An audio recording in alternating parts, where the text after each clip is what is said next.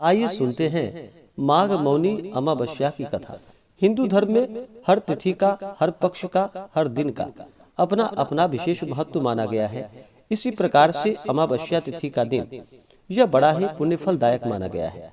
अमावस्या तिथि के दिन जो कि स्नान और दान का दिन होता है तथा पितरों के निमित्त जो कि श्राद्ध तर्पण आदि करने का दिन होता है।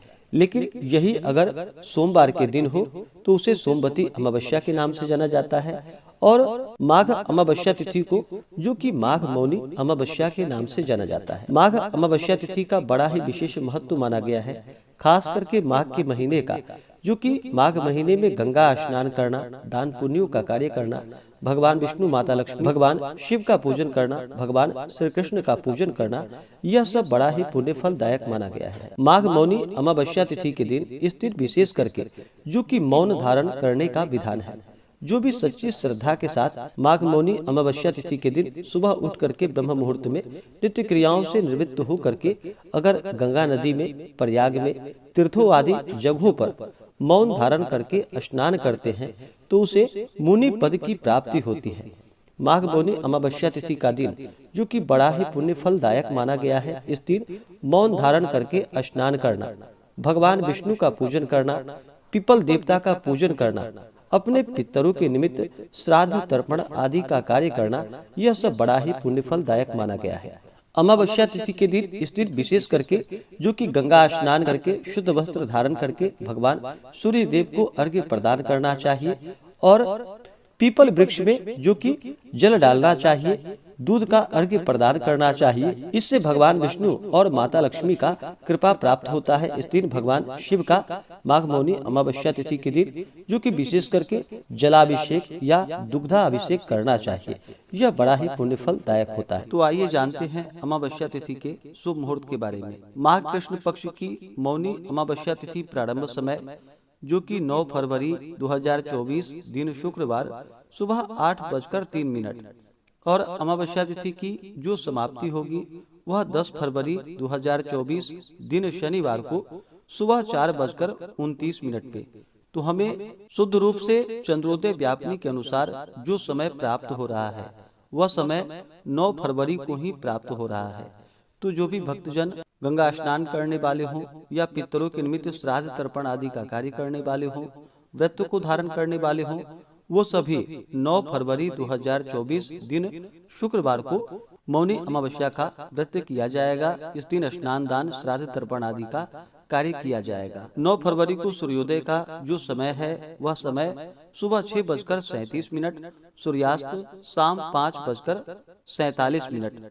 चंद्रोदय का जो समय है वह समय सुबह 6:12 है और चंद्रास्त शाम 5:08। मौनी अमावस्या तिथि के दिन सर्वार्थ सिद्धि योग बन रहा है जो कि बड़ा ही अच्छा है।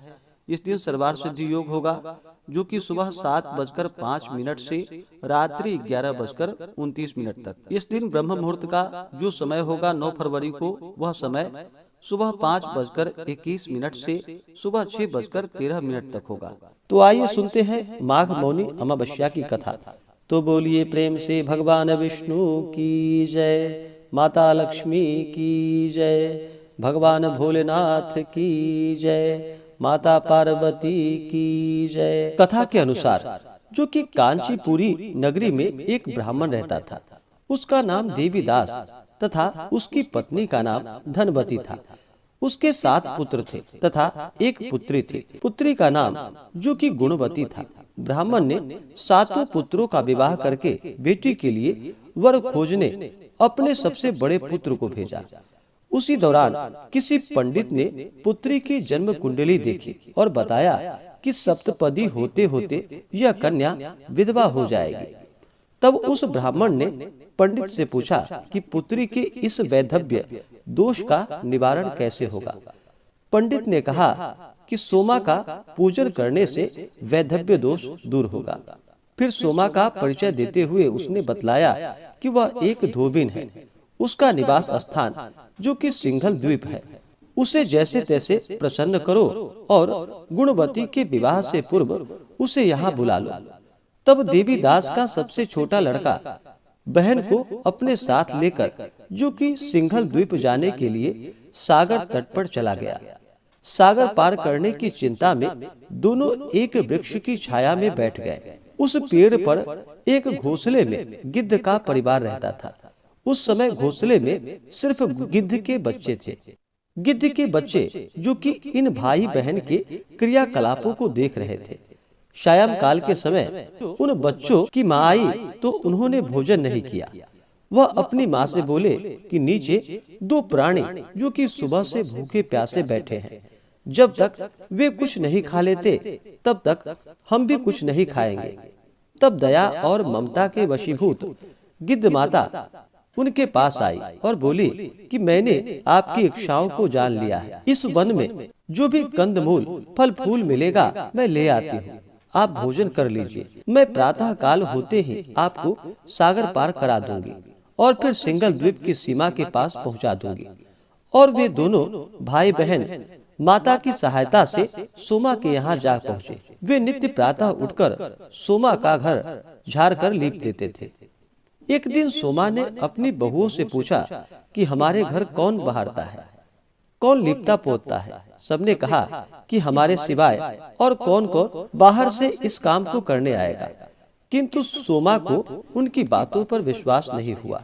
एक दिन जो कि उसने रहस्य जानना चाहा, वह सारी रात जागी और सब कुछ प्रत्यक्ष देखकर जान गई। सोमा का उन भाई बहन से वार्तालाप हुआ। भाई ने सोमा को बहन संबंधी सारी बातें बता दी। सोमा ने उनकी श्रम साधना को देखकर तथा सेवा से प्रसन्न होकर उचित समय पर उनके घर पहुंचने का वचन देकर कन्या के वैधव्य दोष निवारण का आश्वासन दे दिया। मगर भाई बहन ने उससे अपने साथ चलने का उनसे आग्रह किया। आग्रह करने पर सोमा उनके साथ चल दी। चलते समय सोमा ने बहुओं से कहा कि मेरी अनुपस्थिति में यदि किसी का देहांत हो जाए तो उसके शरीर को नष्ट मत करना, मेरा इंतजार करना। और फिर सोमा बहन भाई के साथ जो कि कांचीपुरी पहुंच गई। दूसरे दिन गुणवती के विवाह का कार्यक्रम तय हो गया। सप्तपदी होते ही उसका पति मर गया। सोमा ने तुरंत अपनी संचित पुण्यों का फल जो कि गुणवती को प्रदान कर दिया और तुरंत ही उसका पति जो कि जीवित हो उठा। सोमा उन्हें आशीर्वाद देकर अपने घर चली गई। उधर गुणवती को पुण्य फल देने से सोमा का पुत्र जामाता तथा पति की मृत्यु हो गई। सोमा ने पुण्य फल संचित करने के लिए मार्ग में जो कि अस्वस्थ पीपल वृक्ष की छाया में भगवान विष्णु की पूजन की और 108 बार परिक्रमा की। इसके पूर्ण होने पर उसके परिवार के मृतक जन जो कि जीवित हो उठे। निष्काम भाव से सेवा का फल मधुर होता है। इस व्रत का यही लक्ष्य है। जो भी सच्ची श्रद्धा के साथ अमावस्या तिथि के दिन पीपल वृक्ष का पूजन करते हैं उनके सभी मनोरथ सिद्ध होते हैं। तो बोलिए प्रेम से पीपल देवता की जय, भगवान विष्णु की जय, माता लक्ष्मी की जय, भगवान भोलेनाथ की जय, माता पार्वती की जय, सर्व देवी देवता की जय। तो माघ मौनी अमावस्या तिथि के दिन इस दिन आप जितना भी मौन धारण करें उसका उतना ही फल प्राप्त होता है। इस दिन कम से कम अगर ज्यादा ना बन पाए तो स्नान करके भगवान का पूजन करने तक मौन धारण अवश्य ही करना चाहिए। और इस दिन जहाँ तक हो सके कम बोलनी चाहिए। गंगा नदी तीर्थों में संगम आदि में स्नान करना चाहिए। भगवान विष्णु, माता लक्ष्मी, भगवान शिव, माता पार्वती तथा आप जितने भी प्रकार के दिव्य कार्य पूजन करें यह सब बड़ा ही पुण्य फलदायक माना गया है। और माघी अमावस्या के दिन इस दिन विशेष करके अपने पितरों के निमित्त श्राद्ध तर्पण आदि का कार्य करना चाहिए। पितरों के निमित्त जो भी अन्न, वस्त्र, छाता, उपाहन, कंबल आदि का दान करना चाहिए। इससे पितृ देवताओं का आशीर्वाद प्राप्त होता है। माघ अमावस्या तिथि के दिन इस दिन जो कि किसी के ऊपर क्रोध नहीं करनी चाहिए। अपने मन में किसी के प्रति ईर्ष्या या द्वेष का भाव नहीं लाना चाहिए। इस दिन चंद्रमा जो कि दिखाई नहीं पड़ते हैं, इस कारण से चंद्रमा मन के कारक माने जाते हैं। इसलिए अमावस्या तिथि के दिन किसी के ऊपर क्रोध नहीं करनी चाहिए और ब्रह्मचर्य का पालन करना चाहिए तामसिक वस्तुओं का प्रयोग बिल्कुल भी माघ मौनी अमावस्या तिथि के दिन नहीं करना चाहिए। इसलिए शुद्ध और सात्विकता का पालन करते हुए मुनि जैसा आचरण करना चाहिए और जहां तक हो सके मौन धारण करके ही रहना चाहिए और भगवत चरण में अपना मन लगाना चाहिए। इससे पुण्य फलों की प्राप्ति होती है। तो ऐसे ही ज्ञानवर्धक जानकारियां प्राप्त करने के लिए हमारे इस चैनल पे अगर आप नए हैं तो चैनल को लाल बटन दबा करके सब्सक्राइब करें, साथ में बेल आइकन घंटी को दबाएं ताकि मेरे वीडियो का नोटिफिकेशन आपको समय से मिलता रहे।